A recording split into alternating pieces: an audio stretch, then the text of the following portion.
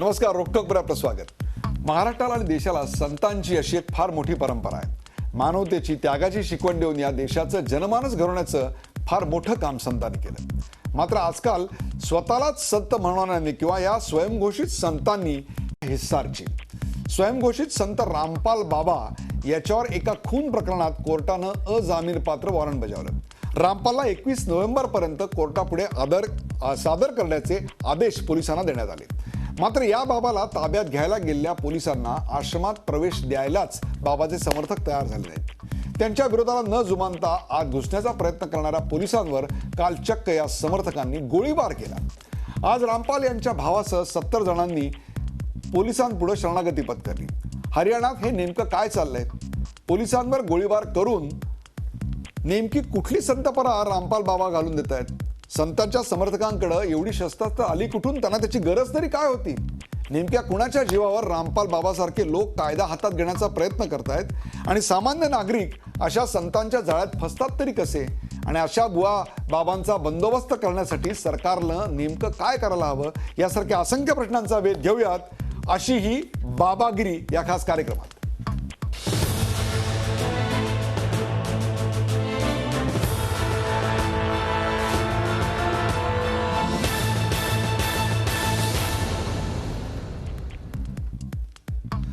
अशा बुवा बाबांचं पितळ उघड यापूर्वी उघड झालंय।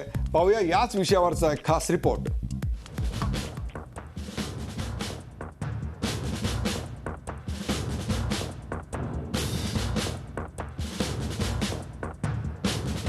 धर्माच्या नावाखाली अधर्म, बाबा रामपाल समर्थकांचा नंगा नाच। हिस्सारमध्ये बाबा रामपालच्या समर्थकांनी कायदाच धाब्यावर बसवला। या देशात कायद्यापेक्षा बाबा रामपाल श्रेष्ठ असल्याच्या आविर्भावात त्यांनी पोलिसांनाच विरोध केला।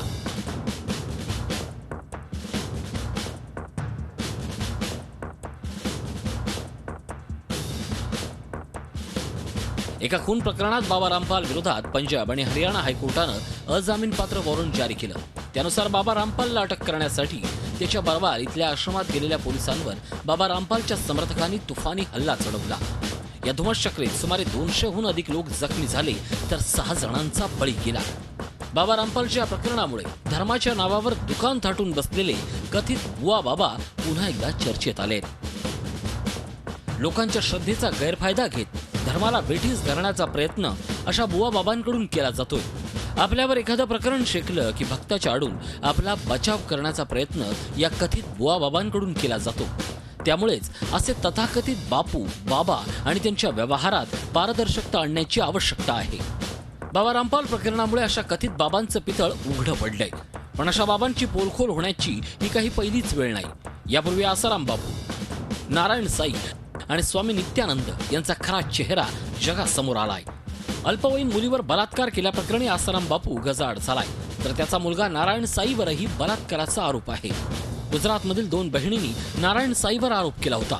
आसाराम पिता पुत्राप्रमाणेच दक्षिणेतील स्वामी नित्यानंदचं सेक्स स्कॅन्डल बाहेर आलं होतं। स्वामी नित्यानंद एका अभिनेत्रीसोबत अश्लील चाळे करत असल्याचं एका सीडीतून स्पष्ट झालं होतं। या प्रकरणी नित्यानंदच्या विरोधात गुन्हा दाखल करण्यात आला होता। ही सगळी प्रकरणं पाहता धर्माच्या नावावर दुकानं थाटून बसलेल्या अशा प्रकारच्या बुवा बाबांना जनतेनं आता नाकारण्याचीच आवश्यकता निर्माण झाली आहे। Bureau report, Zee media, Mumbai. अशी ही बाबागिरी या कार्यक्रमात आपल्यासोबत आहेत ज्येष्ठ सामाजिक कार्यकर्ते डॉक्टर विश्वंभर चौधरी। आमच्या पुण्याच्या स्टुडिओमधून विश्वंभर चौधरी आपल्याबरोबर आहेत आणि श्रीरंग गोडबोले ख्यातनाम लेखक, दिग्दर्शक, अभिनेते आणि निर्माते आपल्याबरोबर आहेत। श्रीरंग गोडबोले, आपले स्वागत। आणि काही क्षणातच आपल्याबरोबर देऊळ या चित्रपटाचे दिग्दर्शक, अभिनेते गिरीश कुलकर्णी हे देखील या कार्यक्रमात सहभागी होणार आहेत। सर्वप्रथम या संपूर्ण भागामध्ये विश्वंभरजी आणि श्रीरंगजी आपण अनेक गोष्टींची चर्चा करणार आहोत, परंतु पहिली गोष्ट आहे की जे घडलं ते आता एका स्पेशल रिपोर्टच्या स्वरूपात मी आपल्याला दाखवलं।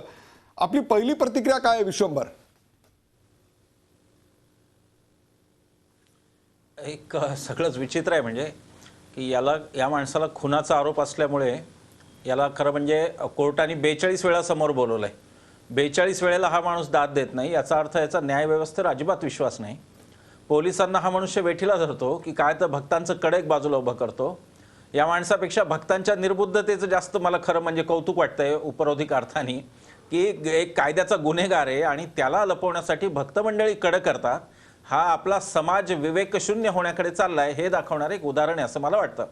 आता प्रश्न असा आहे की भारतामध्ये हे असं वारंवार घडतंय. आज तुम्ही दाखवलं की 3-4 आणखी पण उदाहरणं खूप आहेत.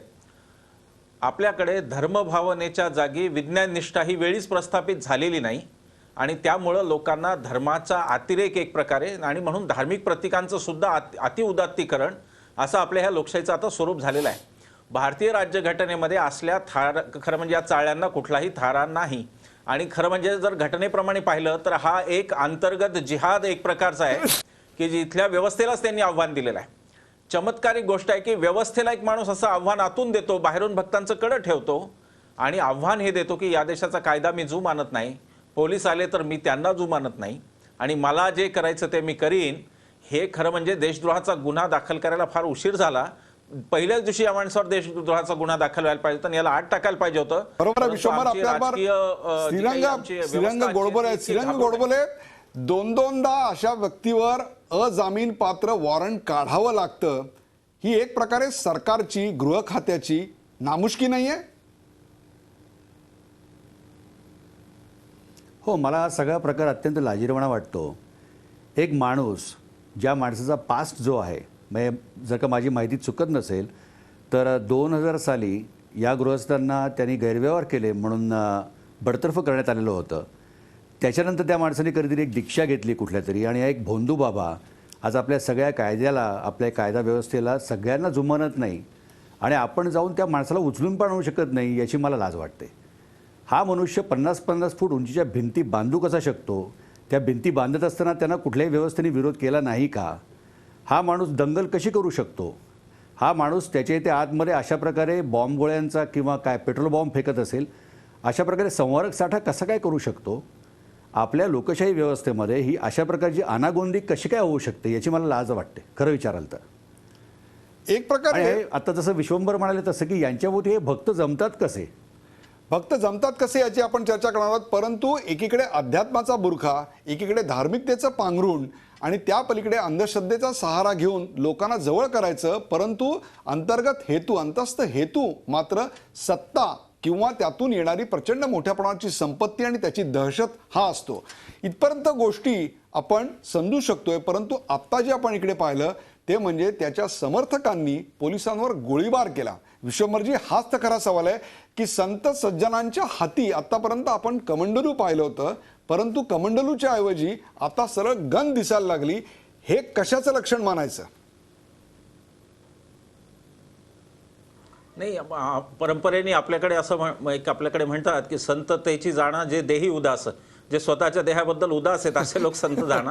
इथं स्वतःचा देह अटकेत जाऊ नये एवढ्यासाठी एवढी सगळी यंत्रणा राबवली जाते आणि म्हणून हे फारच विचित्र आहे. म्हणजे परंपरागत संत पद्धतीत कुठल्याही न बसणार आहे एक प्रकारे.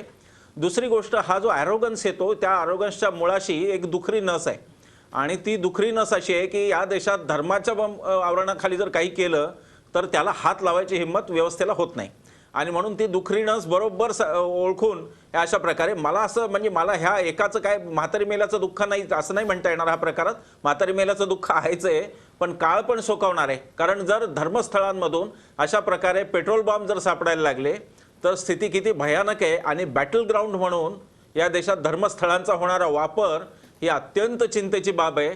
मला असं वाटतं की जिथे हिंसेलाच थारा नाही अशा ठिकाणी पवित्र मंदिरांमध्ये जर हे अशा प्रकारे होत असेल तर धर्माच्या विकृतीकरणासाठी यांना पहिल्यांदा समाजाने दोषी धरलं पाहिजे.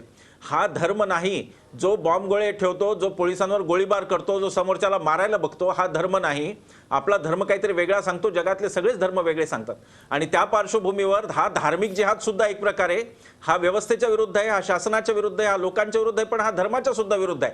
हे त्यातल्या त्यात धर्म मार्तंडांनी समजून घेतलं पाहिजे. कारण जर धर्म अशा प्रकारे हातात गेला विध्वंसक लोकांच्या तर आहे उरला सुरला जो काही त्यांच्या मते आहे तोही धर्म नष्ट होऊन जाईल. मुद्दा हा आहे की आपली व्यवस्था, आपलं संविधान हे विज्ञानावर आधारित आणि समोर जे दिसेल त्या इहवादावर, सेक्युलर हा शब्द इहवाद या अर्थाने येतो घटनेमध्ये. इहवाद म्हणजे धार्मिक सरकार किंवा राज्य संस्था ही धार्मिक असणार नाही आणि त्यामुळे याची गय करता कामा नये.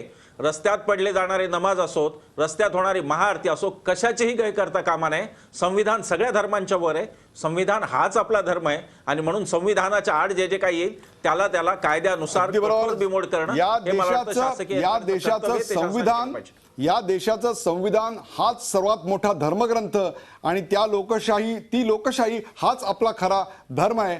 या विषयाची चर्चा अशी चालू होणार आहे. एका ब्रेक नंतर कुठे जाऊ नका, पाहत राहा झी24 तास. आपण पाहताय अशी ही बाबागिरी.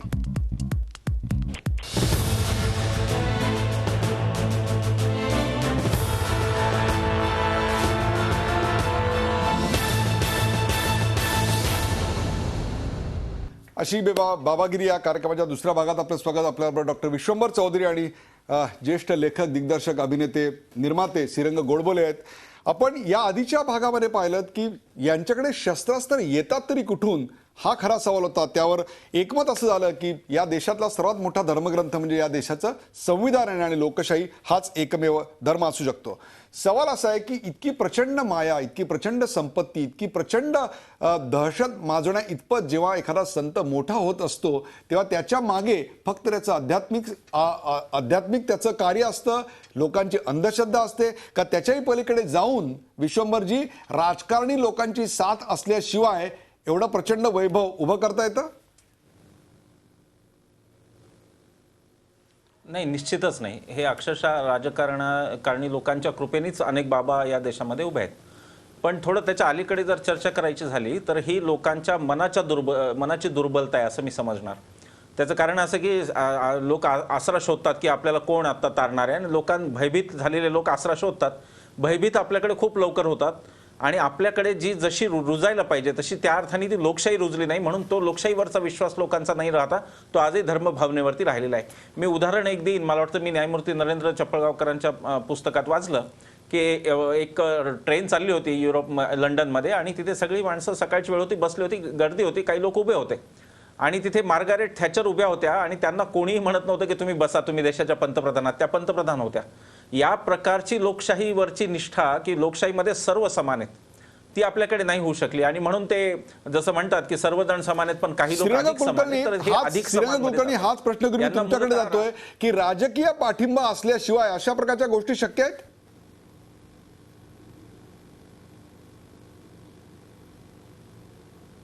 श्रीरंग गोडबोले, आपल्याला प्रश्न आहे की राजकीय पाठिंब्याशिवाय हे शक्य आहे का? हां, मला असं वाटतं की पाठिंब्यापेक्षा सुद्धा यांना पाठीशी घालणारे राजकारणी जे असतील त्यांचं याच्यामध्ये खूप मोठा हातभार आहे असं मला वाटतं. याचं कारण पाठिंबा म्हणल्यानंतर हल्ली त्याला एक वेगळं स्वरूप येतं. परंतु जेव्हा जेव्हा या सगळ्या मंडळींचे पोल खोल होतात, जेव्हा जेव्हा त्यांची सगळी पापकृत्य उघडकीला येतात, त्यावेळी माणसं परत काही दिवसांनी आपल्याला उजळ माथ्याने फिरताना दिसतात. यांच्यावरती कठोर कारवाई होताना दिसत नाही. कुठेतरी यांचे सगळे लागेबांधे त्यांच्या वेगवेगळ्या भक्तांच्या मार्फत सगळ्या राजकारण्यांपर्यंत पोहोचतात. हा एक भाग झाला. आणि दुसरा एक अत्यंत महत्त्वाचा भाग असा आहे की जेवढी त्या बाबाच्या मागे मोठी जनसंख्या तेवढी त्या माणसाची पॉलिटिकल पॉवर पण डेव्हलप होते. बाबांच्या एका आदेशानुसार जर का त्यांनी ठरवलं, बाबांनी सांगितलं की या पक्षाला मत द्या, तर परत कसं होतं की जसं एखाद्या गुंडाच्या मागे खूप मोठा एक व्होट बँक असते, एका अख्ख्या झोपडपट्टीला समजा एक गुंड व्होट बँकमध्ये कन्वर्ट करू शकत असेल, तर कुठेतरी त्याच प्रकारे लोकांच्या मानसिक दौर्बल्याचा फायदा घेऊन एक मोठी व्होट बँक हे बाबा तयार करू शकतात. यांची अत्यंत संघटित अशी जाळी असतात, यांच्या संघटना अत्यंत खोलवर रुजलेल्या असतात.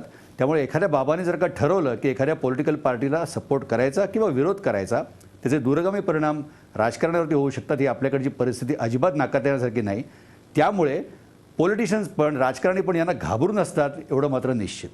त्यांच्या अंगाला हात लावताना ते 10 वेळा विचार करतात.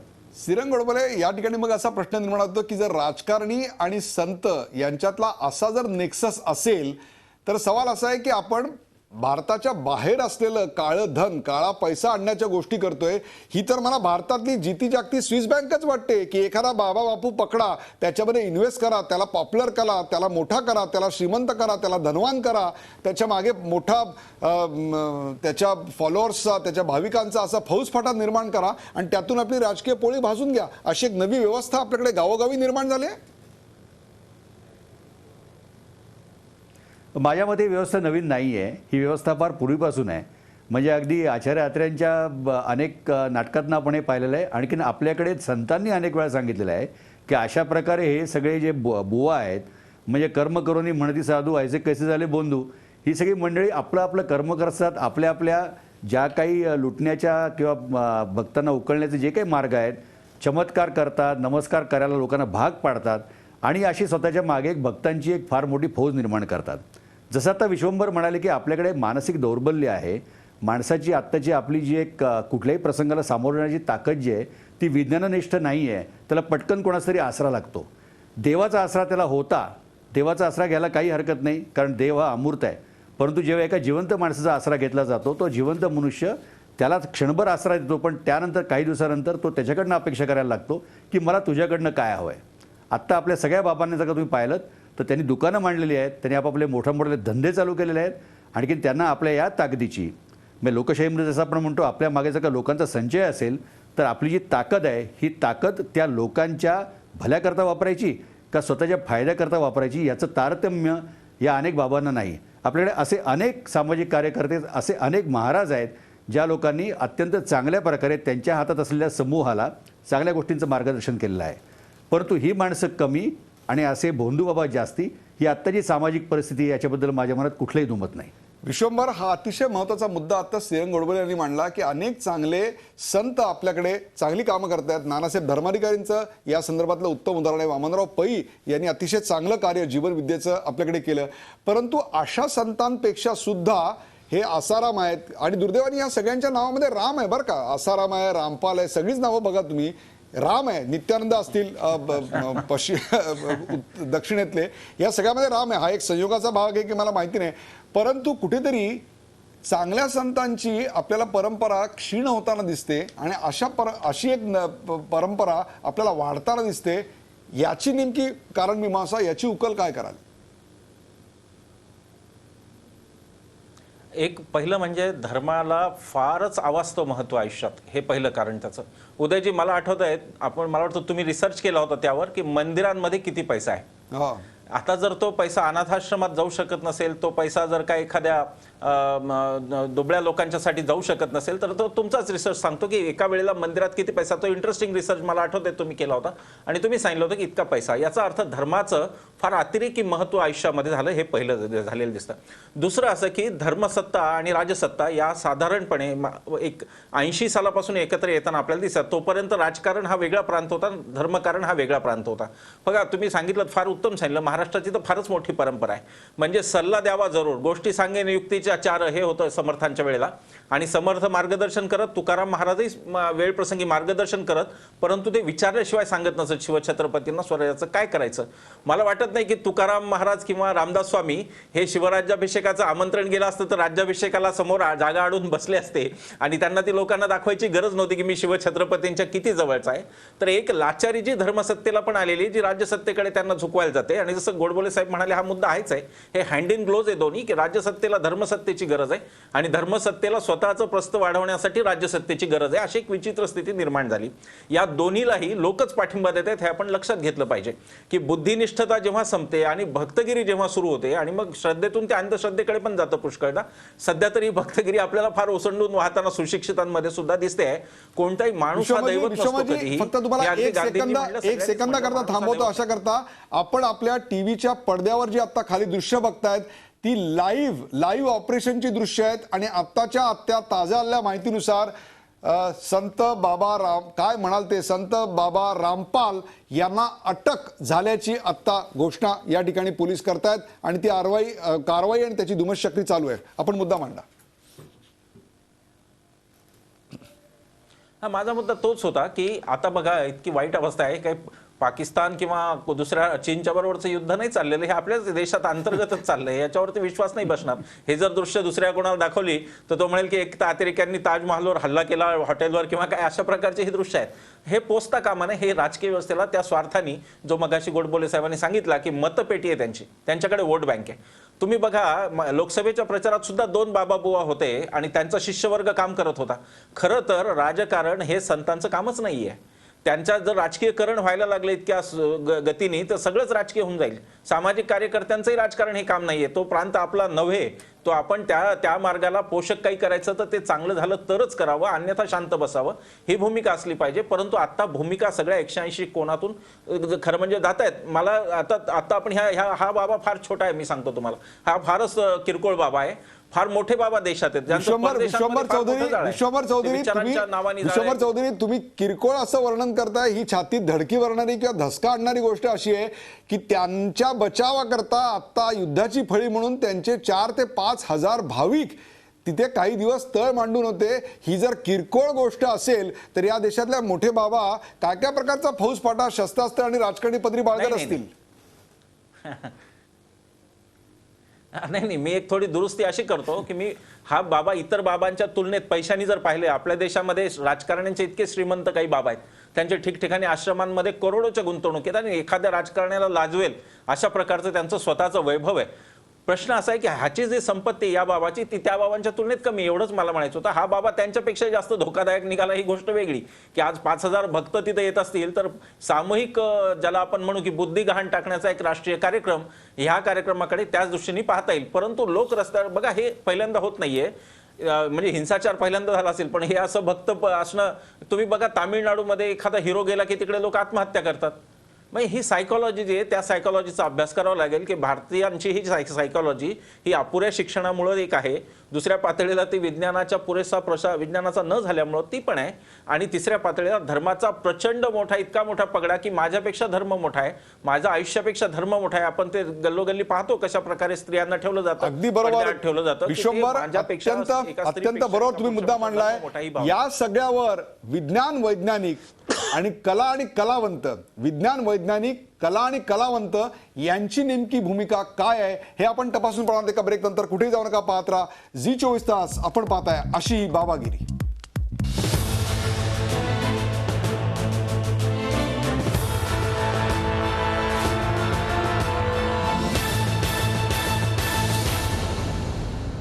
अशी बाबागिरी आपल्यासोबत डॉक्टर विश्वंभर चौधरी, श्रीरंग गोडबोले आणि ज्येष्ठ दिग्दर्शक अभिनेते गिरीश कुलकर्णी हे देखील आपल्या बरोबर आहेत. गिरीश कुलकर्णी, मी आपल्यापर्यंत येतोय, परंतु आता या क्षणाची सर्वात मोठी बातमी ती म्हणजे बाबा रामपाल यांना अटक करण्यात आलेली आहे. अखेर त्यांना अटक करण्यात पोलिसांना यश आलंय असं म्हणणं जास्त योग्य ठरेल. सतलोक आश्रमातून बाबा रामपाल यांना अटक, 2 दिवसाच्या आत एक प्रकारच्या युद्धानंतर त्यांना अटक झाली आणि त्याला घेऊन पोलीस आता चंदीगडला रवाना झालेत. आपण थेट जातोय हिसारला आमचे प्रतिनिधी रामराजे शिंदे पोहोचलेले आहेत. रामराजे, काय तिथली परिस्थिती आहे, आत्ताची काय महत्वाची ताजी घडामोड? बिलकुल, आता थोड्या वेळापूर्वीच पोलिसांनी सीआरपीएफच्या जवानांनी आतमध्ये घुसून बाबा रामपाल यांना पकडलेला आहे आणि बाहेर काढलेला आहे. तब्बल 36 तास हा संघर्ष सुरू होता. सर्वात महत्वाचं म्हणजे की पोलिसांनी आणखीन एक महत्वाची काळजी घेतलेली आहे. साध्या वेशामध्ये सुद्धा आश्रमामध्ये पोलीस पाठवण्यात आले होते, कारण भक्तांकडून कोणताही नंतर अनुचित प्रकार घडू नये म्हणूनच साध्या वेशामध्ये ही संपूर्ण प्लॅनिंग करण्यात आली होती. सीआरपीएफनं आणि हरियाणा पोलिसांनी ही प्लॅनिंग केली होती, नियोजन केलं होतं. आणि त्यानंतर आता या संपूर्ण प्रकरणाचा अंतिम क्षण आलेला आहे. हात ताब्यात घेतलेला आहे बाबा रामपाल यांना आणि चंदीगडला नेलं जाणार आहे, हायकोर्टामध्ये सादर केलं जाणार आहे. 2006 ची घटना होती, त्यानंतर बरोबर आहे. रामराजे शिंदे, या क्षणाला अटक करताना आणखीन काही प्रतिकार त्यांच्या किल्ल्यातनं किंवा त्यांच्या आश्रमातनं झाला का? बिलकुल, अटक करताना सुद्धा भक्तांकडून सुद्धा प्रतिकार झाला. काही जणांनी आत्मसमर्पण केलं होतं, सावधगिरी बाळगून, किंवा जे 40,000 पोलीस इथं आलेले आहेत किंवा डीजीपीने जे माहिती दिली होती आणि एक संकेत दिले होते, इशारा दिला होता की आत्मसमर्पण करावं म्हणून, काही भक्तांनी आत्मसमर्पण केलं होतं. मात्र काही जे कडवे भक्त होते त्यांच्याकडून सुद्धा विरोध केला जात होता. मात्र या संपूर्ण विरोधाला न जो मानता हायकोर्टाचे आदेश आहेत त्यासाठी सीआरपीएफ आणि दिल्ली आणि हरियाणा पोलिसांच्या जवानांनी स्पेशल टीम आखून हे नियोजनबद्ध कारवाई केलेली आहे आणि या कारवाईमध्ये पकडण्यात आलेला आहे. पोलिसांना विरोध झाला होता. आश्रमामध्ये घुसण्यामध्ये सुद्धा मनाई करण्यात आली होती. मात्र यापूर्वीच साध्या वेशामध्ये सुद्धा आतमध्ये पोलिसांना पाठवण्यात आलं होतं आणि त्यानंतरच या कारवाईला आता शेवटचं अंतिम स्वरूप देण्यात आलेलं आहे. मराठी न्यूज चॅनलचा पहिला प्रतिनिधी आहेस तू आहेस. रामराजे शिंदे थेट हिस्सारला पोहोचलेला. त्या हिस्सारची क्षणाक्षणाची बातमी आम्हाला या पुढच्या बुलेटिनमध्ये सुद्धा तू देणार आहेस. आत्ता तुला दृश्य स्वरूपात पाहता येत नाही काही तांत्रिक अडचणीमुळे, पण आपल्यासोबत गिरीश कुलकर्णी आहेत. गिरीश कुलकर्णी, मला तर अबोटाबाद मधल्या त्या ओसामा बिन लादेनच्या ऑपरेशनची आठवण व्हावी. इतक्या मोठ्या प्रमाणात फौजफाटा तिकडे गेलाय. फक्त हेलिकॉप्टर्स आणि चॉपर्स नव्हते. मला असं वाटतं तुमच्यासारख्या दिग्दर्शकाला किंवा सिरंग गोडबोल्यांना हे आव्हान आहे की एकीकडे आपण दुसरा चित्रपट आता निर्माण केला पाहिजे देऊळ सारखा. तुम्ही कलावंत, दिग्दर्शक, निर्माते, लेखक जे जे लिहिताय त्याच्या विपरीत समाज वागतोय की काय? कारण जे आता लोक रांगेत आपण सरेंडर झालेली आत्मसमर्पण, हे कशाचं आत्मसमर्पण आहे मला कळत नाही, ते आत्मसमर्पण करणारे हे समाजाच्यातल्या अत्यंत निम्न वर्गातले, अत्यंत गरीब वर्गातले होते. चेहऱ्यावरचे भोळे बाबडे भाव त्यांच्या आपण सगळ्यांनी पाहिले असतील. हे आता नेमकं काय चाललंय? देऊळ या चित्रपटाची आवृत्तीच दिसते मला तरी. गिरीश कुलकर्णी.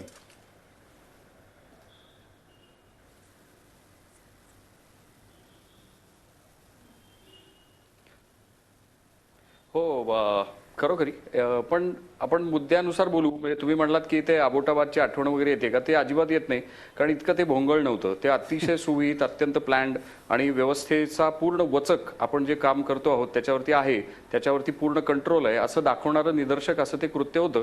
आणि त्यामुळे कोणाला थांगपत्ता न लागता त्यांनी ती कार्यवाही केली. इथे 42 वेळा त्याला काय नोटिसा पाठवल्या, अमुक झालं तमुक झालं, आणि अत्यंत भोंगळ पद्धतीने. आज जरी आता सांगितलं जातंय की साध्या वेशातले पोलीस गेले आणि आतनं काय त्याला काढलं बाहेर वगैरे वगैरे, पण तरी सुद्धा आपल्या व्यवस्थेमध्ये आपल्याकडे अशी अनेक उदाहरणं पाहता येतील की ज्या ठिकाणी आपली व्यवस्था म्हणून ही पूर्णतः सपशेल अपयशी ठरलेली आहे. की अशा पद्धतीच्या जेव्हा संकटांना सामोरं जावं लागतं एक समाज म्हणून, तेव्हाची आपली अजिबात मानसिकता त्या व्यवस्थेकडे नाही. हा एक भाग. दुसरी गोष्ट म्हणजे कुठलाही चित्रपट करून काही एकदम लगेच काही फरक पडेल असा विश्वास माझा तरी नाही. परंतु सातत्याने समाजातल्या ज्या विवेकी विचाराच्या लोकांनी जे मानतात त्या विवेकी विचारांनी सातत्याने एक्सप्रेस होत राहिलं पाहिजे, समोर येत राहिलं पाहिजे, आपली भूमिका मांडत राहिली पाहिजे. आणि त्यामुळे असे अनेक कदाचित चित्रपट करावे लागतील, असे अनेक दाभोळकर त्याच्यासाठी खर्ची घालावे लागतील. तेव्हा कुठे काहीतरी जाऊन या समाजामध्ये काहीतरी विवेकवादाची लागण होऊ शकेल असं आहे. पण आशा सोडून चालणार नाही आणि कार्यवाही करत राहावी लागेल. जसं आत्ता पूर्वी चर्चेमध्ये विश्वंभर चौधरी आणि गोडबोले सरांनी म्हटलं तसं घटनेला प्रमुख मानून म्हणजे मी खरोखरी आपल्या देशाची आध्यात्मिक परंपरा ही मानणारा माणूस आहे. आणि तरी देखील मला असं वाटतं की कुठल्याही धर्माची या पद्धतीची जी बुवाबाजी आहे ती चालू देता कामा नये. कारण हे जे सगळं एक फिअर सायकोसिस समाजामध्ये तयार केलं जातं. तुम्ही आत्ता जसं म्हणालात तसं माणसं अत्यंत साधी आहेत आणि त्यांना का बरं असं शरण जावं लागतं?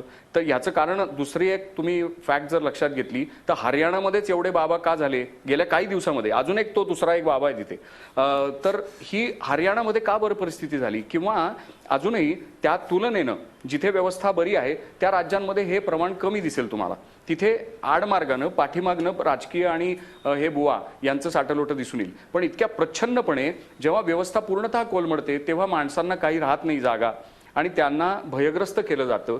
ती भयग्रस्त जनता या अशा कुठल्या तरी बाबाच्या भिंतीमागे आश्रमाच्या आसरा शोधते, असा त्यातला भाग आहे. आणि त्यांच्यामुळे मी त्या सगळ्या जनतेला आपल्याला आपलंच म्हणावं लागेल आणि सहानुभूत व्हावं लागेल. त्यांना अडाणी म्हणून मोकळं सोडता येणार नाही, त्यांची जबाबदारी घ्यावी लागेल. आणि कुठेतरी हरियाणात घडतंय म्हणून मी आज सुरक्षित आहे असं म्हणूनही बाजूला होता येणार नाही. आणि अत्यंत शर्मेनं खाली मान घालायची अशीच अवस्था आहे की भारत देश म्हणून एकीकडे तुम्ही वेगळ्या पद्धतीची स्वप्न दाखवताय, डिजिटल क्रांतीची वगैरे भाषा करताय, आणि अशी अवस्था असताना ह्या पद्धतीचे जे उपटसुंब सगळ्या माजून राहिलेले आहेत त्यांना तुम्हाला चाप लावता येत नाही.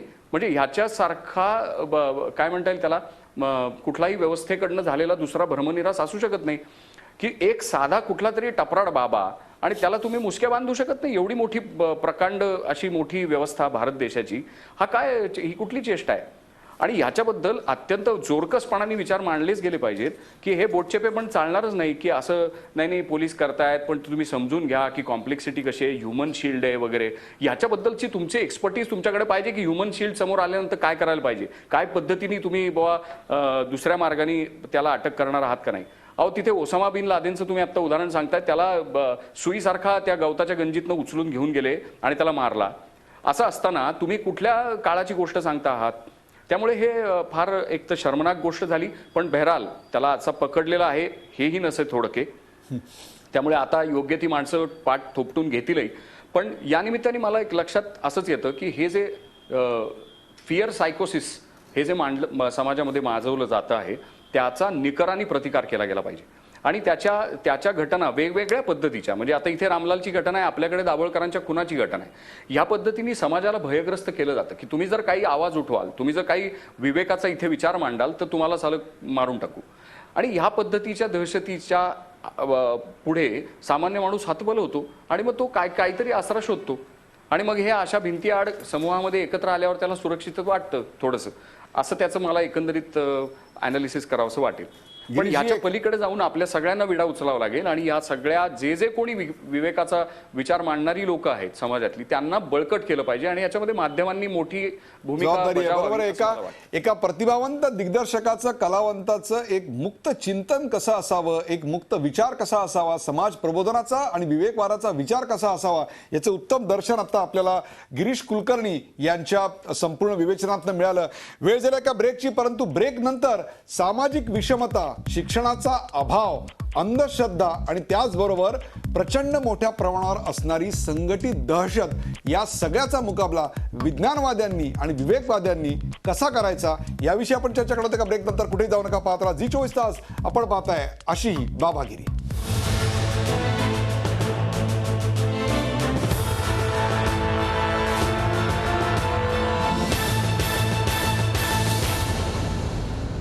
अशी बाबागिरी या कार्यक्रमात आपल्यासोबत डॉक्टर विश्वंभर चौधरी, गिरीश कुलकर्णी आणि श्रीरंग गोडबोले आहेत. आत्ता ब्रेकवर जाण्यापूर्वी गिरीश कुलकर्णी यांनी माध्यमांच्या जबाबदारीचा, एकूणच विवेकवादाच्या पुरस्कार करणाऱ्या समाजाचा जो यातला जबाबदारीचा भाग आहे त्याच्याविषयी विधान केलं होतं.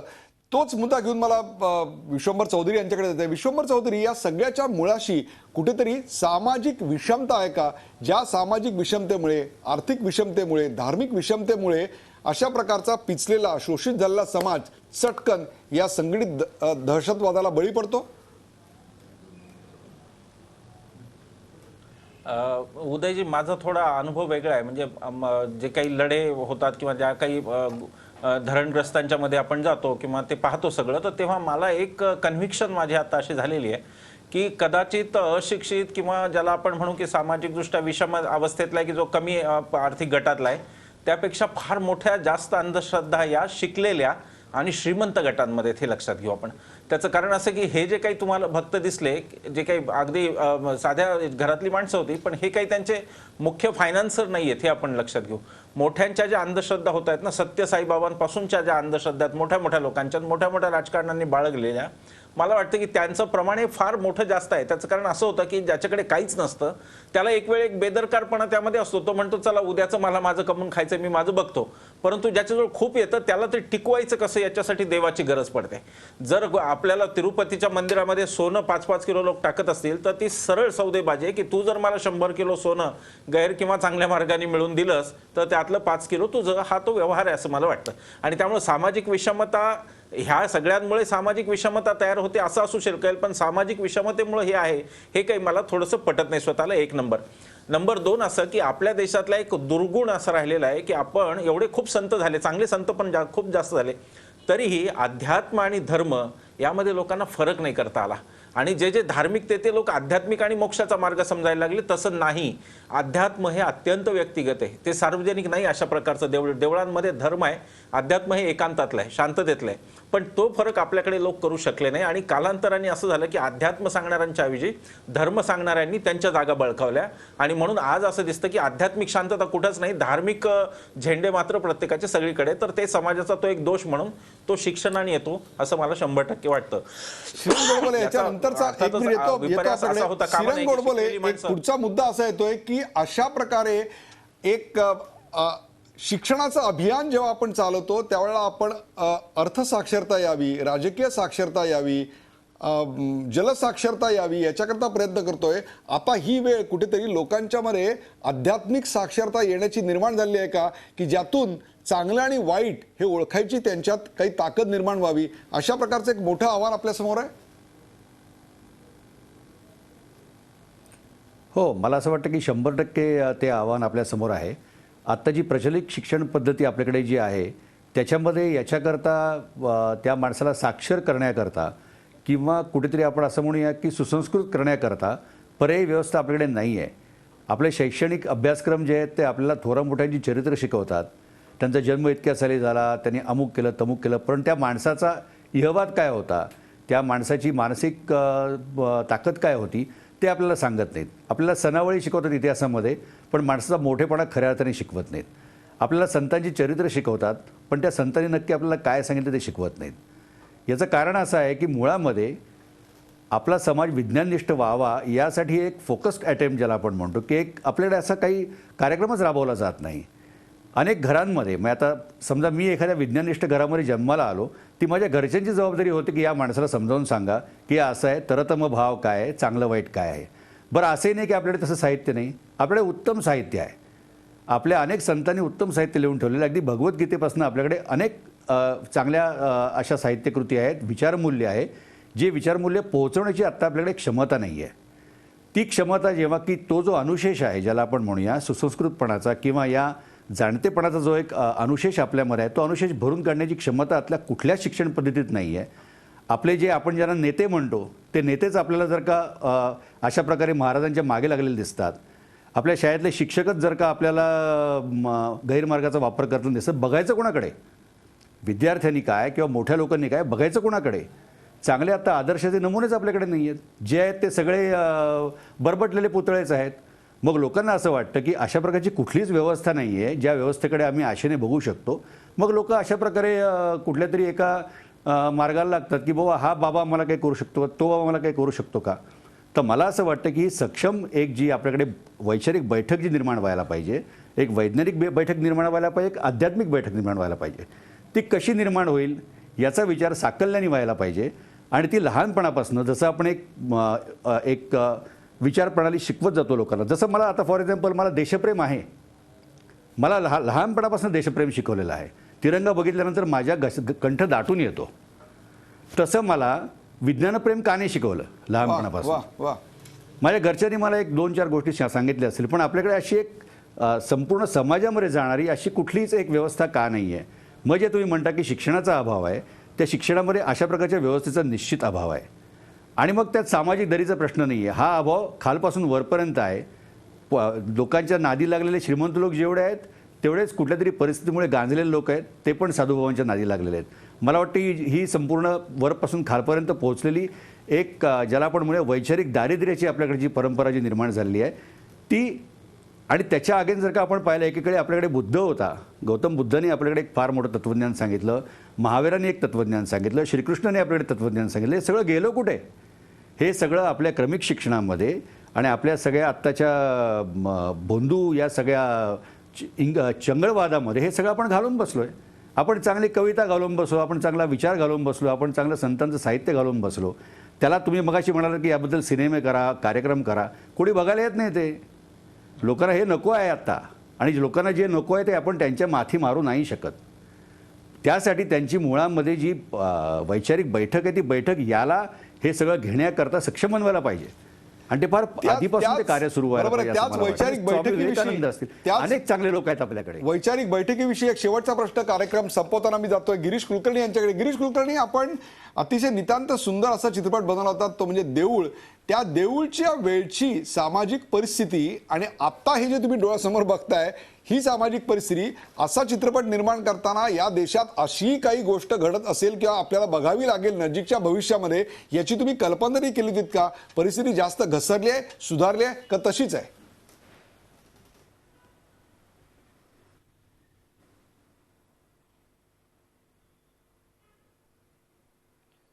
मला असं वाटतं तशीच आहे. म्हणजे काय फार वेगळं काही झालेलं नाही, परंतु याहून विपरीत होऊ शकेल ती.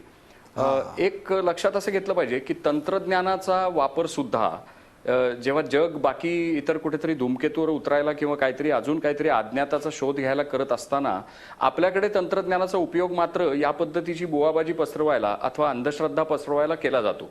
म्हणजे मंदिरातल्या लाडू कसे यंत्रांनी ऑटोमेशननी वळता येतील आणि त्याचा साईज कसा एक राहील वगैरे यासाठी तंत्रज्ञान आपण वापरतो. तर लक्षात असं घेतलं पाहिजे की या तंत्रज्ञानातनं सुद्धा त्याच्या विकसनातनं सुद्धा समाजामध्ये एक प्रचंड पद्धतीची वखवख ही पसरवली जाते आहे. त्याच्या पूर्तीचे कुठलेच मार्ग ही व्यवस्था त्यांच्यापर्यंत आणून देत नाही आणि त्याच्यामुळे मध्ये त्या सगळ्या माझ्या स्वप्नपूर्तींचा जो अनुशेष उरतो त्याच्यासाठी मी मार्ग शोधतो. आणि जसं आता गोडबोले सर म्हणाले ते अतिशय योग्य आहे की जे शिकवलं जातं त्याचं आचरण करायला लागतं किंवा केलंच पाहिजे असा कुठला दंडक माझ्या शिक्षण पद्धतीमध्ये नाही. आणि त्याच्यामुळे आदर्शांचा आणि मूल्यांचा लोप त्यामुळेच झालेला आहे किंवा ऱ्हास त्यामुळेच झालेला आहे की कुठलेच माझे आदर्श असे उरले नाहीत की जे मला आचरण पण करून दाखवतात तत्वज्ञानाचं, विचारांचं, विवेकाचं कुठलंच. त्यामुळे ते जे बोलतात ते आचरण करत नाहीत आणि एक असं याचा परिपाठ समाजासाठी तयार होतो आणि समाज ती सिरी ओढतो आणि त्यामुळे मग त्याला कुठलंही चांगलं विवेकाचं जर काही सांगायला जाल कुठल्या कार्यक्रमातनं अथवा सिनेमातनं तर तो म्हणतो की तुम्ही तुमचं बघा, आम्हाला आमचे कमवायचे, आम्हाला आमची स्वप्न पूर्तता करायची. आणि त्यामुळे ही स्वप्न काय पद्धतीची विकली जात आहेत आणि ती स्वप्न विकताना तुम्ही ते कुठली स्वप्न पाहायला पाहिजेत आणि काय याच्याबद्दलचा सुद्धा विवेक या कुठल्याही राजकीय व्यवस्थेने गेल्या काही दिवसामध्ये तर ठेवलेला नाही. आणि त्याच्यासाठी तंत्रज्ञानापासून ते सगळ्या पद्धतीची बळं ही अप्लाय केली जात आहेत. आणि ह्याच्यापासनं मला दूर राहून माझा विवेकाचा विचार पक्का ठेवून मग हे जे सगळं तत्वज्ञान माझ्या देशामध्ये या मातीत उगवलेलं आहे ते काय सांगतं याचा धांडोळा घेत मी माझी पुढची वाटचाल करीन. एवढा विवेक माणसांपाशी यायला तेवढी सीमित लोकसंख्या नाही. त्याच्यापर्यंत काम करणाऱ्या कार्यकर्त्यांची किंवा त्या विचाराच्या माणसांची संख्या खूप सीमित आहे. आणि या म्हणजे उदाहरणार्थ तुम्ही लक्षात घ्या की इव्हन माध्यमांवरच्या चर्चांपासून सगळीकडे सनसनाटी हा एक मोठा लोकप्रिय शब्द झालेला आहे आणि तीच सनसनाटी या सगळ्या आचारांमध्ये पण लोकांच्या दिसून येते. आणि त्याच्यामध्ये ऍक्च्युली जो काही अजून वाईट करेल किंवा सनसनाटी निर्माण करणारा करेल तो फेमस होतो. म्हणजे अशी अनेक उदाहरणं तुम्हाला आता मी माझ्या तोंडावर येऊ शकतील. तर ह्या सगळ्या जगण्याच्या पद्धतीलाच एक प्रश्न विचारणारं, जोरकसपणाने सत्य समोर सांगणारं असं माध्यमांनी आणि अशा माझ्यासारख्या सगळ्याच माणसांनी ज्यांना म्हणून हे पटत नाही त्या सगळ्या माणसांनी काम करायला पाहिजे. आणि त्यामुळे हे मी माझंच काम आहे असं मानतो. मला कारण हे आवडत नाही आणि ही परिस्थिती बदलणं. गिरीश कुलकर्णी अतिशय बरोबर आहे. एकीकडे अंधश्रद्धेचे आवाज वाढत असताना आपल्याला श्रद्धेचे आणि त्याहीपेक्षा विवेकवादाचे आवाज वाढवावे लागतील. अविचाराचे आवाज वाढत असताना विचाराचे आवाज वाढवावे लागतील. या देशातल्या अशा फुटकळ, भुक्कळ आणि भोंदू बाबांचे आश्रम हे पाकव्याप्त काश्मीरमधल्या एखाद्या टेररिस्ट कॅम्प इतकेच धोकादायक आहेत. आज एका बाबाला अटक झाली. जणू काही माझं मत आहे की या देशात आगंतुक आलेल्या कसाबला अटक झाल्या इतपत किंवा तितकाच गुन्हा असलेल्या या माणसाला अटक झाली. इतका प्रचंड मोठा गुन्हा या माणसानं केला होता. त्यात बळी गेले नसतील परंतु एक पिढी बर्बाद करण्याचं पातक मात्र या माणसाच्या नशिबी होतं. त्या माणसाने केलेला खून आणि न्यायालयाचा केलेला अवमान हे दोन्ही अतिशय निंद्य होतं. त्याहीपेक्षा सरकारला ही अटक करायला 36 तास लागले ही अत्यंत लाजिरवाणी गोष्ट आहे. हाच या सगळ्याचा अन्वयार्थ. या सगळ्या चर्चेत सहभागी झाल्याबद्दल चारी मान्यवरांचे आभार. ताज्या बातम्यांकरी पाहत राहा झी24 तास. रहा एक पाऊल पुढे.